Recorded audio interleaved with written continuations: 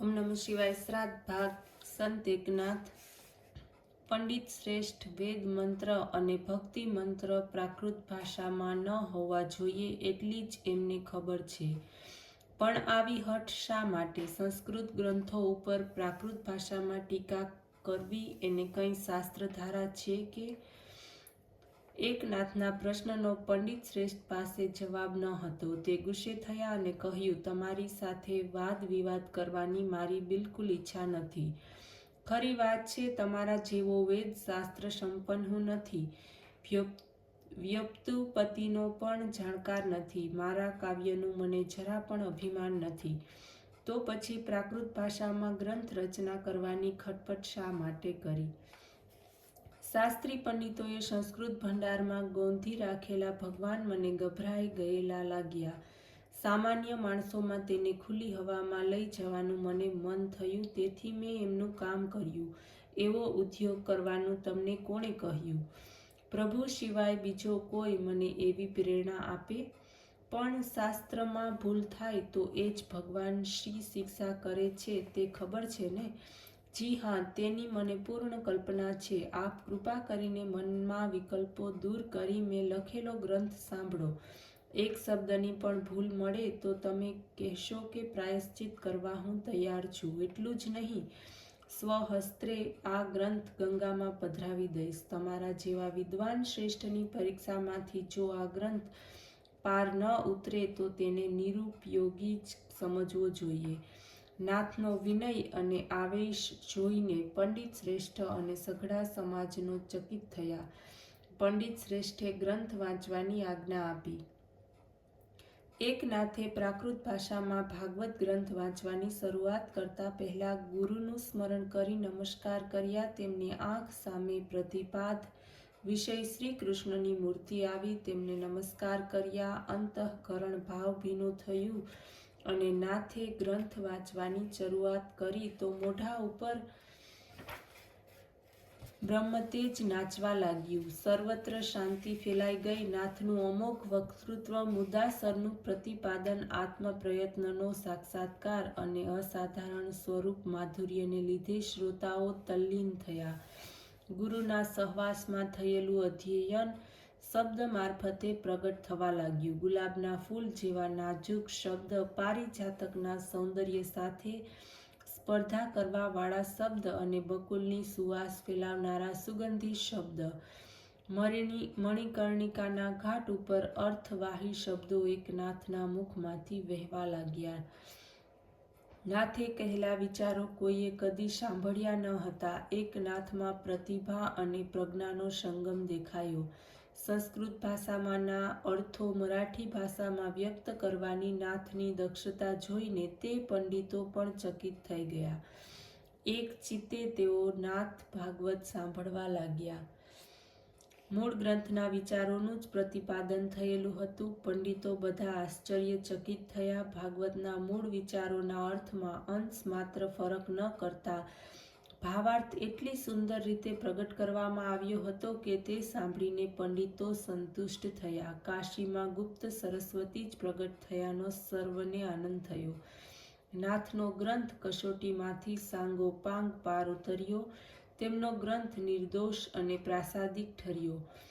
ભાષાનું સૌષ્ઠવ એટલું મધુર હતું કે પંડિત શ્રેષ્ઠ પણ ડોલી ઉઠ્યા.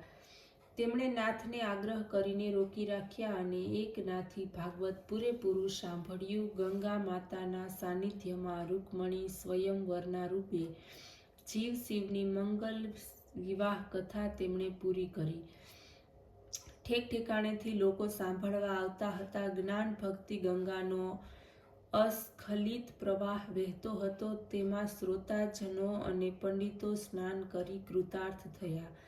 ગ્રંથ કરતા એકનાથની પાલકી ઉપાડીને કાશી ક્ષેત્રમાં ફેરવવામાં લોકોનો આગ્રહ પકડ્યો. એકનાથે કહ્યું, તમારો પ્રેમ જ હું સમજું છું, પણ મને આનંદ થાય એમ ત્યારે કરવું હોય તો એ ગ્રંથના પ્રભુના ગુણગાન ગાયા છે તે ગ્રંથથી જ પાલખી ઉપાડો. મારો જય જયકાર શા માટે? તે પવિત્ર ગ્રંથનો જ જય જયકાર કરો. તેનાથી પ્રભુને પણ આનંદ થશે. નાથના શબ્દને માન આપી લોકોએ ગ્રંથ પાલખીમાં પધરાવી પાલખી ઉપર ઘર સરઘસ કાઢ્યું. કાશીના લોકો તેમાં સામેલ થયા. શરણાઈ વાગવા લાગી અને અબીલ ગુલાલની છોડો ઉડી. ફૂલોની વર્ષા થઈ. નાથ ભાગવતનો કાશી ક્ષેત્રમાં મોટો જય જયકાર થયો. પંડિતોએ હર્ષ ઘેલા થઈ તેમાં ભાગ લીધો અને સરઘસ સાકારી નાચતા ગાતા વિશ્વેશ્વર ભગવાનને ચરણે તે ગ્રંથ ધર્યો. તે દિવસથી આપણે ત્યાં પદ્ધતિ છે કે ભાગવત સપ્તાહ પછી ભાગવત ગ્રંથનું સરઘસ કાઢવું અને મંદિરે જવું. કાશી વિશ્વેશ્વરના દર્શન કરી એકનાથ કૃતકૃત્ય થયા. એમનું હૃદય પુલકિત થયું. કાશી યાત્રા તો થઈ. ગંગાજળથી રામેશ્વર ઉપર અભિષેક કરી તીર્થયાત્રા પૂરી કરવાનું નક્કી કર્યું. ગંગાજળનો કળશ લઈ રામેશ્વરની યાત્રા શરૂ થઈ. નાથ સંઘની સાથે ગામડે ગામડે ફરતા અને લોકોને ઈશ્વરમય જીવન સમજાવતા આગળ વધતા રામેશ્વરની નજીક સંઘ આવી પહોંચ્યો. ઉનાળાના દિવસો હતો. બપોરનો સૂર્ય માથે તપતો હતો. આજુબાજુમાં કોઈ જગ્યાએ ઝાડ દેખાતું ન હતું. પવનની લહેરી આવતી તો તે પણ ગરમ.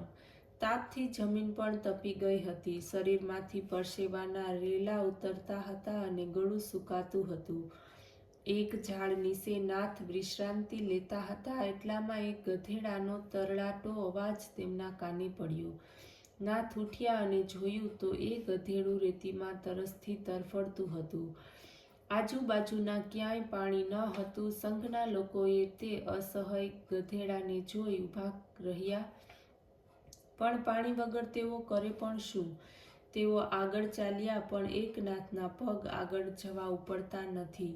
તરફડતા ગધેડાને જોઈને નાથનું હૃદય કારુણ્યથી ભરાઈ ગયું. રામેશ્વર ઉપર અભિષેક કરવા સાથે લીધેલી ગંગાજળની કાવડ લઈને જે ભાઈ ઊભા હતા તેને પાસે બોલાવી કળશમાંનું ગંગાજળ એકનાથે ગધેડાના મોંમાં રેડી દીધું.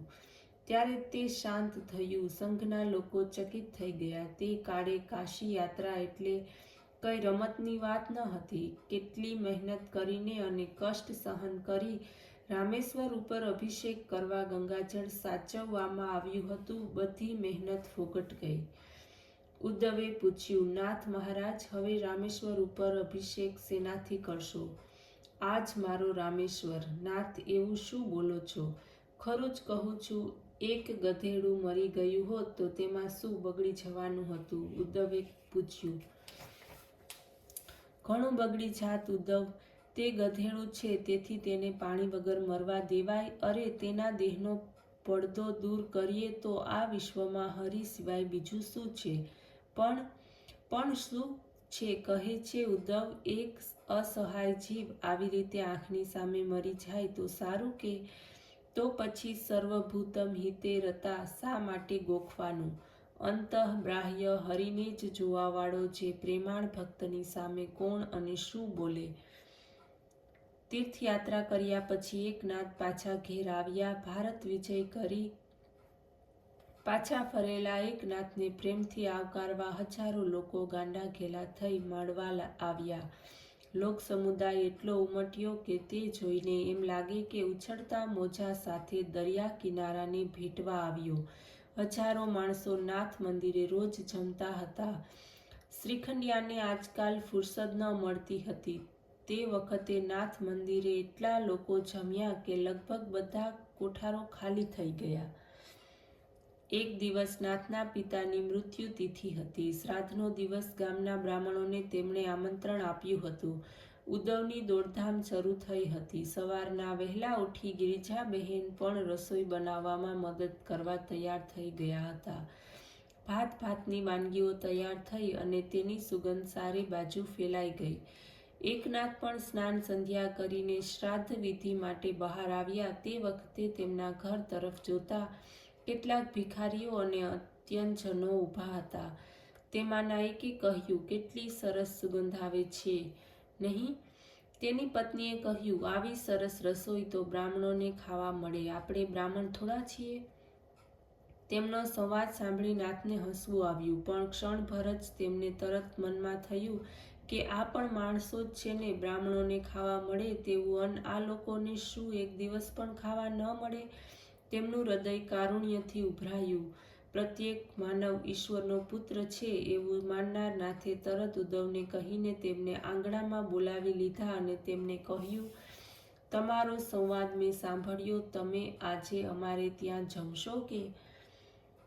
નારીના મહારાજ, દેવો બ્રાહ્મણોનું અન્ન અમે કેવી રીતે ખાઈએ? ઓમ નમઃ શિવાય.